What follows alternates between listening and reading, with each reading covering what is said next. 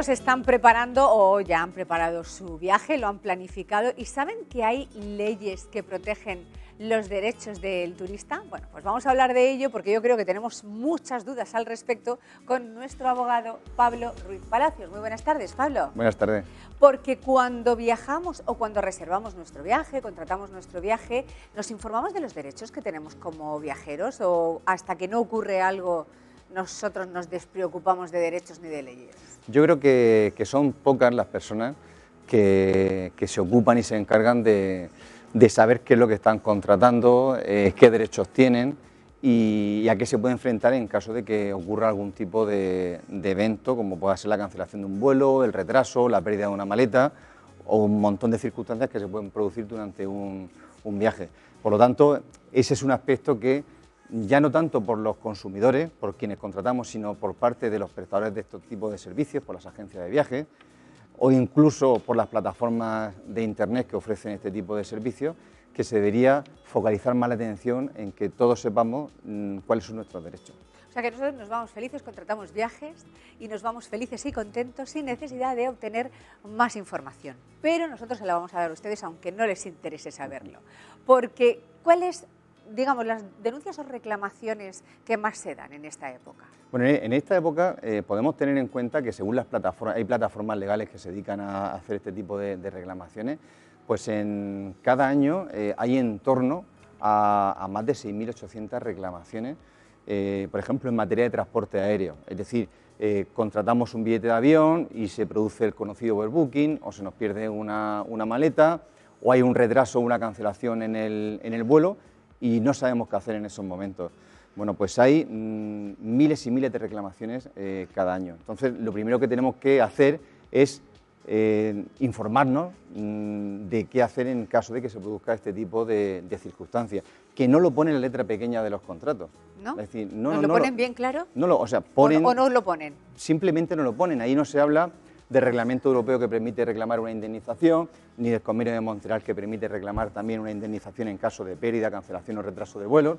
Ahí se habla del derecho de cancelación, de qué ocurre si se producen lo que las aerolíneas llaman circunstancias extraordinarias, siempre a fallos técnicos, que luego los juzgados pues son derrotadas, obviamente, porque ellas siempre se escudan en las circunstancias extraordinarias para no tener que pagar esa indemnización. ¿A qué llaman ellos circunstancia extraordinaria? Por ejemplo, a problemas climatológicos o atmosféricos que provocan el retraso, en este caso sí que lo sería, por seguridad, claro, de un vuelo.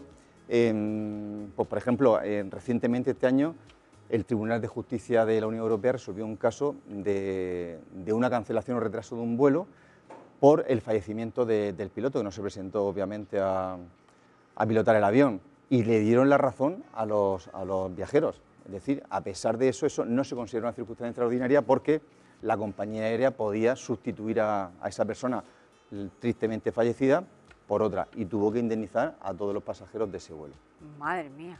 Claro, esas cosas no las tienen previstas. No. Si alguien se pone enfermo, lo tienen que sustituir. Eso pasa en cualquier trabajo. ¿Cómo no va a pasar en la cabina de un avión? Efectivamente. Y bueno, y la ley lo que contempla son indemnizaciones que oscilan en función del tipo de vuelo, de la distancia, entre 250 y 600 euros. Más, o sea, según donde te hayan dejado tirado. Efectivamente, o a donde nos dirijamos.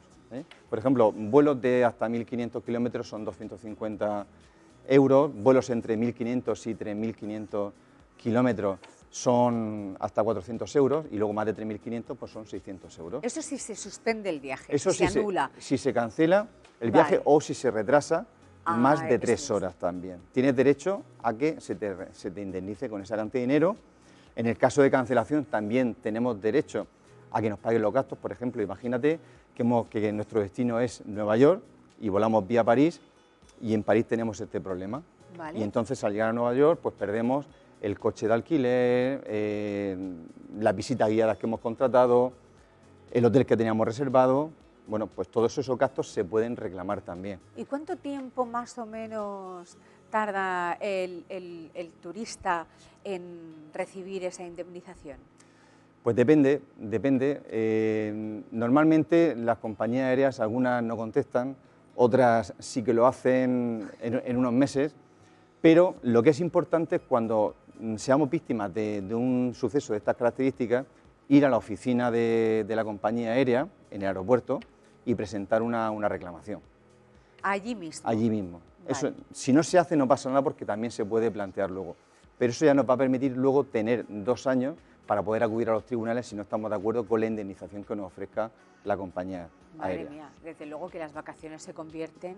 Por lo tanto, o sea, si ya es difícil irse de vacaciones y es difícil contratar un vuelo, cuanto menos el pararnos a este tipo de, bueno, de circunstancias que lo rodean en caso de que pueda ocurrir algo. Entiendo que sucede más en este tipo de reclamaciones en avión que en tren o en autobús. Sí, es más habitual porque en vacaciones suele ser el transporte más utilizado, el transporte aéreo, pero bueno, también en materia de autobús y de trenes, pues también hay una normativa que también reconoce unos derechos y unas indemnizaciones. Normalmente los problemas que se suceden más en transporte terrestre están más relacionados con accidentes, es decir, más relacionados con un accidente en el que pueda sufrir lesiones o pueda sufrir, en el peor de los casos, el fallecimiento de alguna persona, y ahí también se prevén una serie de indemnizaciones. ¿Por qué cuando una persona entra borracha a un avión, luego, si claro, posiblemente le esté esperando la policía si ha liado alguna en el avión, y en un vagón de tren no? Bueno, quizás también debería ser así, ¿eh? Es decir, porque en un vagón de tren, cuando nosotros nos subimos, si no llevamos el billete, nos obligan a pagarlo y si no lo pagamos nos bajan en la primera estación. Lo que pasa es que los aeropuertos siempre están rodeados de mayores medidas de seguridad, hay más fuerzas de seguridad en los aeropuertos y siempre provoca muchísima más alarma social que un suceso de estas características pueda ocurrir durante un vuelo. Es decir, si esto ocurre durante un viaje en tren, parando el maquinista del tren o tomando alguna medida, pues quizás tenga más fácil solución, pero si esto ocurre en el aire... Es muy difícil que venga a la siguiente parada, que no se hay parada baje el señor ebrio o la señora ebria. Y ahí sí que da tiempo pues, avisar a dar parte a los cuerpos de seguridad del lugar donde se vaya a aterrizar y que bueno, pues esta persona que ha podido cometer determinados delitos o como se encuentre, pues la saquen del avión. Vamos ahora con otro tema que preocupa mucho y es la pérdida del equipaje. Bien. Claro, se puede perder unas horas, unos días o para siempre. Bien, el tema del equipaje también es un tema bastante común. Y bueno, nos vamos de viaje, por ejemplo, a Estambul, Alicante-Estambul, y perdemos la maleta. Sí. Y es un viaje de 7 días. Y la maleta aparece el día número 6 de nuestra estancia allí. ¿Qué hacemos entonces? Pues bueno, pues tenemos derecho a que la compañía nos indemnice con 67 euros por cada día que hemos estado sin nuestro equipaje. La compañía tiene 21 días para hacernos entrega del equipaje. A partir de los 21 días ya lo da por perdido el equipaje. Y tenemos derecho a la misma indemnización anterior, de entre 250 euros y 600 euros. Pero en estos casos estamos hablando de 67 euros diarios, más luego el contenido del equipaje.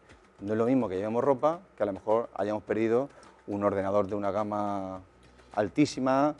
En estos casos suele haber problemas si no se hace una declaración especial del valor del contenido de la maleta, que es como un seguro en el que se declaran pues hasta 4.000 euros del contenido de la maleta.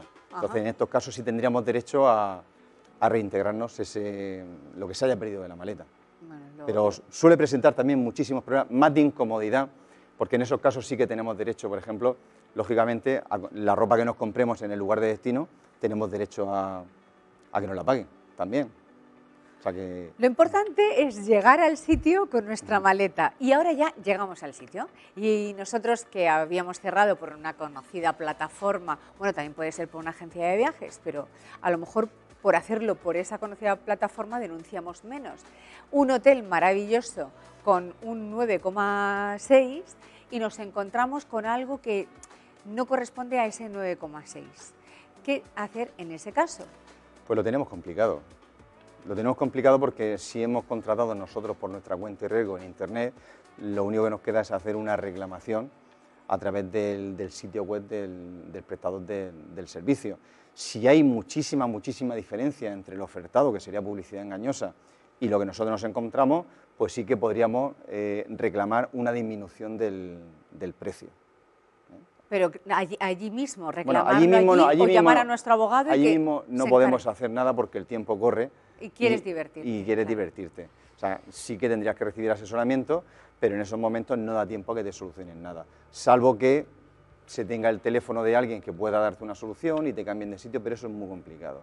O sea, que en esos casos se suele reclamar una disminución del precio o incluso, si hay tantísima diferencia, el reembolso total buscando nosotros allí otro lugar donde hospedarnos.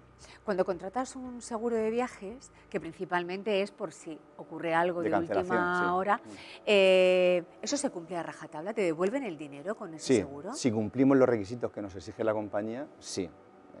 Es decir, tenemos que acreditar la causa que motiva el que nosotros vayamos a hacer uso de ese seguro de viaje, porque los seguros de cancelación de viaje no simplemente es que no quiero ir y de repente me vas a pagar el coste del viaje, o sea, tenemos que leer también la letra pequeña, porque nos veremos obligados a acreditar ante la compañía de seguros el motivo de la cancelación, si es por una enfermedad, si es por algún otro. Si es por una enfermedad lo tendremos fácil, ¿no, Pablo? Siempre se tiene muchísimo más fácil, pero también hay que tener en cuenta, o sea, vivimos rodeados de normas que desconocemos. España es uno de los países donde lamentablemente para todos existen muchísimas normativas. Y también vivimos en una época donde, a pesar de este gran volumen de normas, pues no se corresponde con la información que recibimos y que es la importante. Entonces, pues al final nos encontramos con este tipo de reclamaciones y de situaciones. Una nueva forma de transporte, y ya con esto termino, Pablo, pero es que el BlaBlaCar ahora todo el mundo lo coge para ir a la playa, pues me voy a Madrid, me voy a Barcelona, voy a ver si hay algún BlaBlaCar que me deje debajo de la Torre Eiffel en París y lo encuentras, pero no es el viaje que tú esperabas, porque claro, también tú buscas ese conductor que cumpla con unos requisitos, la música a determinado volumen, cada vez son más requisitos, ¿verdad? No fumador, admite mascotas o lo que sea, y luego tú te encuentras con un señor o una señora que pasa el límite de velocidad, que a lo mejor va soltando, no sé, y no es el viaje que tú deseabas. ¿Ahí a quién le reclamas? ¿Al conductor o a la plataforma? Pues mira, yo le reclamaría a los dos. Pero te voy a decir una cosa, yo por circunstancia, en una ocasión, no hace muchos años, tuve que coger un BlaBlaCar porque como Murcia estaba también conectada por tren con Madrid, pues tuve que coger un BlaBlaCar y me sorprendió muy gratamente. Sí. Me sorprendió gratamente, porque está todo mucho más allá de lo que es una conducción muy correcta de la persona que circulaba, la gente se respeta sus silencios, si quieres desconectar, desconecta. Claro, yo lo que veo es una plataforma en la que el prestador de servicio no controla luego lo que haga el conductor, pero sí que es cierto que hay muchísimas recomendaciones para cada uno de los conductores, sí. Con lo cual es extraño que pase algo. Por ejemplo, imagínate que sufrimos un accidente de circulación en un BlaBlaCar. Sí.